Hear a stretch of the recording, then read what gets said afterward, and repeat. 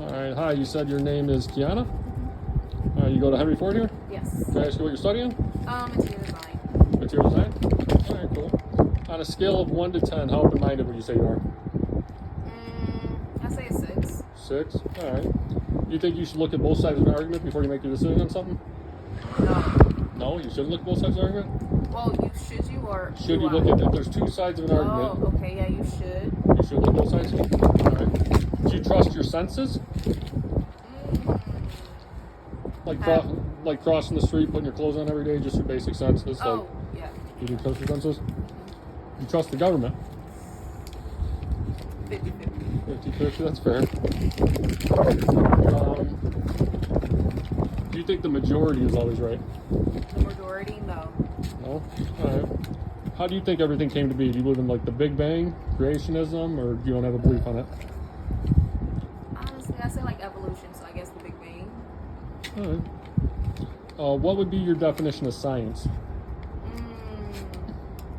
I think science is something that you can study, just something you can study like physically, or like it can't be physical because people study like dark matter and it's not physical. So It's theoretical. Yeah. I don't know what I would like say what science is. You think it should be observable, measurable, testable, and repeatable? Science? Yes. I say yes. As long as you know it exists, like it's actual proof that exists, and then you study that, then I think that's science. All right. Do you think science should ever be a closed book? No. No? All right. To you, what's the difference between a belief and a knowing? A knowing is something that you know, like you could physically see it, and you just know it's there. Like maybe, like we know dinosaurs exist because of bones. Beliefs are something you can't see at all, so it's like something you have to like believe was there. Yeah. Well, the dinosaurs you could say or whatever, like the bones, if they studied the fossils. If you believe, if they dug them up and whatever. I'd say like a knowing. Me and you, two entities are here talking right now. That'd be a knowing. Yeah. All right. All right, here's the big question. What shape do you think the Earth is? Do you think it's flat? Oh, it's round. You think it's an oblate sphere, or do you believe it's without form? It's a sphere. It's a sphere? You think that's a knowing? I say yes, because Yes, people it's went up to space and they saw it. So can I ask you why you believe that? Because you believe that people went up to space? Yeah. All right. Do you know anything about fluid dynamics? No, I don't. Oh, you don't know how liquid behaves? Like if you fill up a pool, you take a bath, fill up your bath, fill up a cup. I mean, it creates. Well, it takes form of what it is. Like So a liquid always takes the shape of its container 1,000,000% of the time? Yeah. So the Earth's covering over 72% water. How could it be an oblate spheroid then? I guess because the Earth. I guess the rocks, like the constants and stuff, is like around. It just because to believe in a glob of the Earth, you'd have to believe water is bending and holding form, right or no? Right. So you're sure it's a knowing, or you think I don't know. I think it could be gravity. gravity? I don't- What they tell you, gravity, I agree they can measure stuff, falls at 9.83 meters per second squared, but just because things fall at a rate of speed like that, I don't think it proves the shape of something. That's what gravity is. I mean, they also say it's a warping of space and time, but they can't bring in like a bottle of space-time and show you what that. So it's a theory. All right, do you think we breathe the same stuff in space? No. All right, they tell us space is a vacuum. It's like a negative pressure system. Like it's not quite a perfect negative pressure system. It's as close as we can get.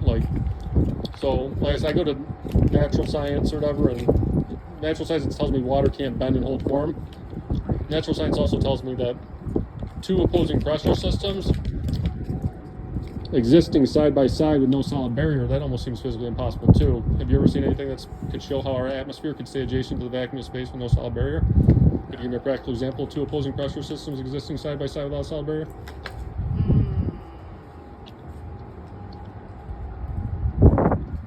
So like a solid object. Like if you know what a pressurized deodorant canister is? Yeah. That's a negative pressure system in there. And it's known through science and application you need a solid barrier between two opposing pressure systems. So our atmosphere is adjacent supposedly to the vacuum of space with no solid barrier. Could you give me an example of something like that? I haven't got one yet. I mean, if you can, I'd be pretty amazed. No, I don't have No? one. No. All right. Do you know the difference between eclipses, like a lunar eclipse and solar eclipse? Isn't a lunar eclipse when the moon? No, when the sun covers the moon. The moon covers the sun, it's a solar eclipse, and then a lunar eclipse is, if you know what the mainstream says, it's like basically the sun's on one side of the earth's in between the sun and the moon, and it's the earth's shadow that's casted on the moon, Okay. and it's always a curved surface. Oh, yeah. Yeah. Would you agree like the sun's round though? From our perspective here? No, it looks flat from our perspective. Well, like it's circular, it looks circular or whatever. So It's like a circle and that's it. Like you don't see the other sides. no. So like with the lunar eclipse, I said it's the earth's shadow from casted from the sun. Would you be able to disprove that it's actually the sun blocking out the moon and it's not the earth's shadow? Can you prove? I mean, you have to go into space. You'd have to go up to space. That's the only way you can like prove Prove it. it? Or not. All right. Do you know what the star Polaris is? No. Have you heard the North Star before? Yes. Now, you ever seen the movie The Matrix before? Yes. All right. I kind of think we live in the Matrix, maybe hypothetically. But it's a fact that it's the only stationary star up there. It's right above the North Pole, and all stars do perfect like geocentric circles around it.